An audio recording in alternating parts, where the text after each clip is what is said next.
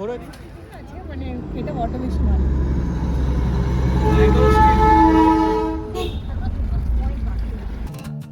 Hello, নমস্কার। এটা আমার দার্জিলিংয়ের লাস্ট ব্লগ। আমি অনেক দিন পরেই এই ব্লগটা আপলোড করছি। আমার এক্সামের জন্য এটা দিতে পারিনি। তো আমরা লাস্ট দিন, মানে এটা আজকে লাস্ট দিন না, এটা লাস্টের আগের দিন বলতে গেলে। তো আমরা দার্জিলিংয়েই ছিলাম। সকাল সকাল উঠে আমি তো মল রোড দেখতে বেরিয়ে গেছিলাম, কারণ আজকে আমি দার্জিলিংকে টাটা বলে রওনা দেবো কার্শিয়ংয়ের উদ্দেশ্যে। তো লাস্টে একটু ঘুরে নিলাম, ওখানে ব্রেকফাস্ট করলাম। তারপরে আমাদের গাড়ি বুক করা হয়েছিল, তো গাড়ি করে সোজা রওনা দিলাম কার্শিয়ংয়ের উদ্দেশ্যে। তো এখানে বলে রাখি, আমরা আবার একটা ইনোভা মানে নিয়েছিলাম। আগের দিন যে ইনোভাটা করে ঘুরেছিলাম ওনার সাথে আমরা যোগাযোগ করি, আর উনি আমাদেরকে পৌঁছে দেন কার্শিয়াংয়ে। সেম রেট আগেন ছিল, 4,000 টাকা নিয়েছিল টোটাল। তো পার হেড ওই 500 করে পড়ছিল।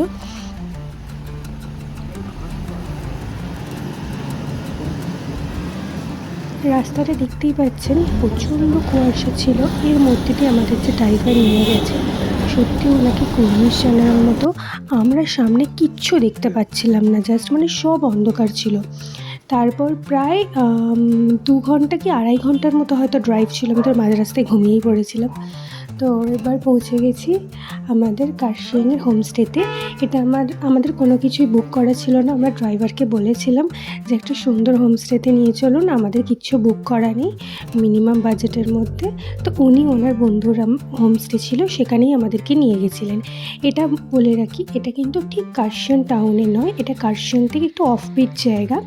জায়গাটার আমি বলবো, আপনারা থাকুন, আমি বলবো ওই জায়গাটা একবার উপভোগ করে নিন যে জায়গাটা কতটা সুন্দর। আর এইটা আমাদের ছিল হোমস্টে, যেটা অসাধারণ দেখতে। মানে এটা এত সুন্দর চারিপাশটা, ইভেন এর ছাদে উঠলে বা ব্যালকনিতে উঠলে 3টে নদী, পুরো শিলিগুড়ি শহরটা পুরোটা দেখতে পাওয়া যায়। এটা কেসাংলা হোমস্টে। আমি একটা হোমস্টের পুরো ব্লগ ছোট্ট করে রিলের মধ্যে সম্পূর্ণ তথ্য আমি একটা রিলসে দিয়েছি, আমি সেটা পিন পয়েন্টে দিয়ে দেবো কমেন্টে, আপনারা ওখানে গিয়ে চেক করে নেবেন। বাট শর্টে বলে রাখি, এখানে তো কেসাংলা হোমস্টে, এখানে পার হেড 1200 টাকা করে 3 বেলা খাওয়া দাওয়া আছে। আর হোমস্টের যে মালিক, ওনার ব্যবহার অতিরিক্ত মানে ভালো, মানে খুবই হাম্বেল। আপনার মনেই হবে না আপনি কোথাও একটা হোটেলে বা কোথাও এসছেন, যেন মনে হবে নিজের বাড়িতেই এসছেন। আর খাওয়া দাওয়া খুবই ভালো। সকালে ছিল আমাদের এইগুলো, তো মানে ডিম এগ কারি ছিল। যেহেতু আমরা খুব শর্ট, উনি জানতেন না, আমাদের আগে থেকে বুক ছিল না, হুট করেই এসছি। তো উনি শর্ট টাইমের মধ্যে এত কিছু খাবার আমাদের বানিয়ে দিয়েছিলেন। আর এটা ওই হোমস্টের পুচকে বিড়াল। তারপর আমরা রেডি হয়ে বেরিয়ে গিয়েছিলাম শহরটাকে ঘুরতে। এই শহরটা অন্য ধরনের, মানে খুব শান্ত। আপনাকে সেই জিবলি স্টাইল দেবে, যেন জাপানের কোনো একটা জিবলি ছোট্ট গ্রামে আপনি চলে এসেছেন। এত সুন্দর চারিপাশটা। আর এখানে হেঁটে হেঁটে আপনাকে ঘুরতে হবে, গাড়ি নেওয়ার কোনো দরকার নেই।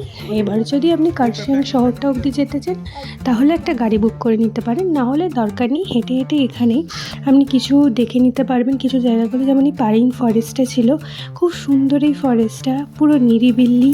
আপনি যতক্ষণ ইচ্ছা থাকুন, কেউ কিচ্ছু বলার নয়, কোনো ছবিতে কেউ বামার আসবে না। তো অসাধারণ দেখতে এই জায়গাটা। তারপর আমরা আর একটু শহরের দিকে হেঁটে হেঁটে গেছিলাম। এর একটা মেন ভিউ পয়েন্ট ছিল। এই জায়গাটার নাম হলো চিমনি।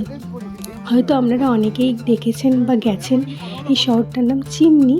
আর আমরা এই চিমনি শহরেই, মানে কার্শিয়াংয়ের থেকে আর একটু উপরে এই চিমনি শহরেই আমরা গিয়েছিলাম। এখানে দেখার বলতে হাঁটা দূরত্বেই কয়েকটা জায়গা আছে, যেমন একটা মনেস্ট্রি আছে, এর চিমনি ভিউ পয়েন্ট আছে, পাইন ফরেস্ট আছে, আরও অনেক কিছু টুকটাক আছে। কিন্তু আমরা একদিনে সব কিছুই কভার করতে পারিনি।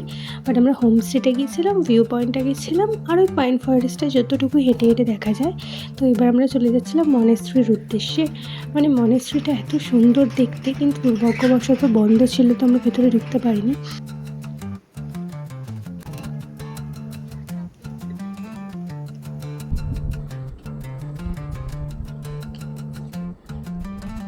এটা প্রায় অনেকটাই সিঁড়ি দিয়ে উঠতে হবে, তো টাইম নিয়ে অনেকটাই উঠতে হবে আপনাকে, তারপরেই আপনি মনেস্ট্রিটা দেখতে পাবেন। মনেস্ট্রিটা খুবই ছোট, কিন্তু এত সুন্দর জায়গা আছে, মানে দেখলে আপনার মানে চোখটা ওখানে কিছুক্ষণের জন্য আটকে যাবে। আর ওখানের এই যে পিস ফ্ল্যাগগুলো, কি বড় বড় পিস ফ্ল্যাগ, হেবি সুন্দর লাগছে। আমরা প্রায় এখানে অনেকক্ষণ বসেছিলাম। আর সত্যি জায়গাটা এত নিরিবিলি, এত সুন্দর, ফাঁকা, আর তার জন্য আপনার মনটা আরও আকর্ষণ করবেন। তো আপনারা যদি এমন জায়গায় যেতে চাইছেন যেটা ফাঁকা হবে, কিছুদিন শান্তিতে আপনি একটু টাইম কাটাবেন, তো এই জায়গাটা ঘুরে আসতে পারেন। তারপর সন্ধ্যা হয়ে গেছিলো, চলে এসেছি। এসেই দেখি কফি রেডি। তো তারপরে আর ব্লগ করা হয়নি। এটা পরের দিনের ব্লগ, যেদিন আমরা বাড়ির উদ্দেশ্যে রওনা দিচ্ছি। ওই দিন রাত্রিবেলা ডিনারের যদি কথা বলি, তো ডিনারে ছিল চিকেন, রুটি, আর সন্ধ্যেবেলাতে মোমোও দিয়েছিলেন আমি। তো এটা ছিল হোমস্টের ডিটেলস, আপনারা চেক করে নিতে পারেন। আর আমরা প্রচণ্ড ক্লান্তিতে ছিলাম বলে সেই দিনের ব্লগটা বানানো হয়নি। এটা হলো নেক্সট দিনের ব্লগ, যেদিন আমরা বাড়ির উদ্দেশ্যে রওনা দিচ্ছিলাম।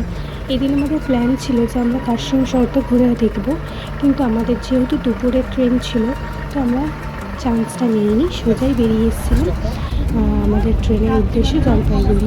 তার মাঝেই আমরা গিয়েছিলাম ওই হনুমানজির যে বড় স্ট্যাচুটা আছে, কার্শনে, যেটা খুব পপুলার জায়গা, সেখানে আমরা হনুমানজির দর্শন করে তারপরে ঠিক করেছিলাম যে এটা দর্শন করব, তারপরে আমরা বাড়ির উদ্দেশ্যে রওনা দেব।